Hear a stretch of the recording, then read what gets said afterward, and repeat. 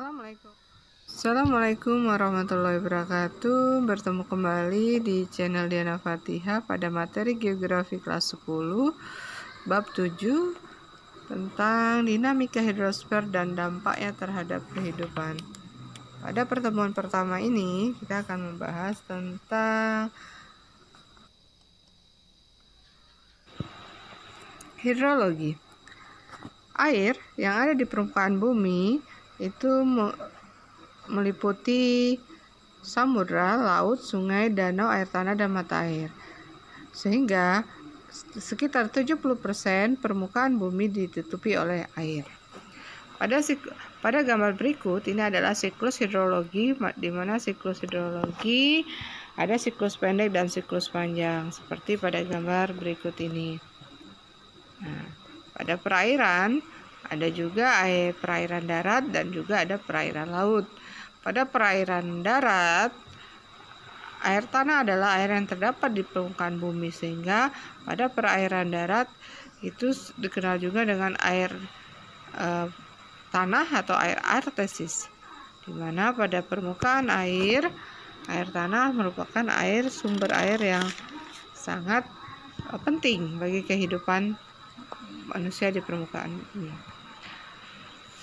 Faktor-faktor daya resap lapisan tanah terhadap air yaitu ada beberapa faktor, yaitu tingkat porositas tanah, tingkat kemiringan lereng, tingkat kelembapan tanah, sehingga ini akan mempengaruhi daya serap air. Jenis-jenis air ada beberapa air, yaitu air tanah freatis, tanah artesis, tanah meteorik, tanah juvil, tanah tubir, dan air tanah fosil. Beberapa jenis air tanah ini, air tanah dangkal atau air tanah freatik atau freatis, air tanah dalam atau air tanah artesis, ya. Jadi pada air tanah tersebut, air tanah yang sering kita gunakan di permukaan untuk kegiatan kehidupan manusia adalah air tanah dalam atau air artesis. Pada air tanah dalam, air yang berada pada lapisan batuan yang poros atau lolos air. Lapisan air ini berada di dua lapisan batuan yang kedap air, sehingga menyebabkan air tersebut dalam keadaan tertekan. Manfaat air tanah yaitu banyak digunakan oleh manusia sebagai mencuci, mandi, dan masak, sebagai air utama yaitu air minum dan air untuk kehidupan. Sungai salah satu adalah aliran air yang mengalir memanjang hingga mulai dari hulu hingga ke hilir. Air sungai juga dibagi beberapa jenis sungai, yaitu sungai mata air, sungai hujan, gletser, dan sungai campuran. Berikut adalah daerah aliran sungai. Daerah aliran sungai ada yang berbentuk memanjang, berbentuk kipas, dan melebar. Jadi berdasarkan aliran air sungai, sehingga akan membentuk bentuk seperti gambar di bawah ini.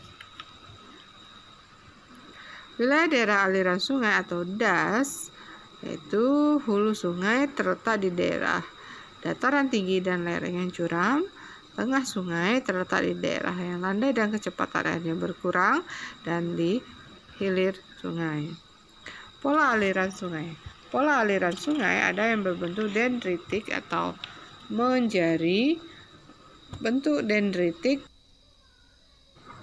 Pola dendritik, pola aliran yang tidak teratur, mirip dengan cabang akar tanaman. Pola ini terdapat pada daerah yang jenis batuan yang homogen dan belereng tidak begitu terjal. Pola trellis adalah pola aliran anak sungai yang sejajar dengan sungai utama. Aliran anak sungai membentuk sudut hingga 90 derajat. Manfaat sungai bisa dijadikan sebagai tempat penampungan air hujan, pembangkit tenaga listrik, tempat olahraga dan wisata, pengendali banjir, sumber kehidupan, dan pusat ekosistem. Sehingga manfaat sungai itu sangat besar sekali bagi kehidupan masyarakat di sekitarnya. Sungai juga sangat dibutuhkan dan sangat membantu ekosistemnya. Baik, terima kasih. Assalamualaikum warahmatullahi wabarakatuh. Sampai bertemu kembali di pertemuan berikutnya.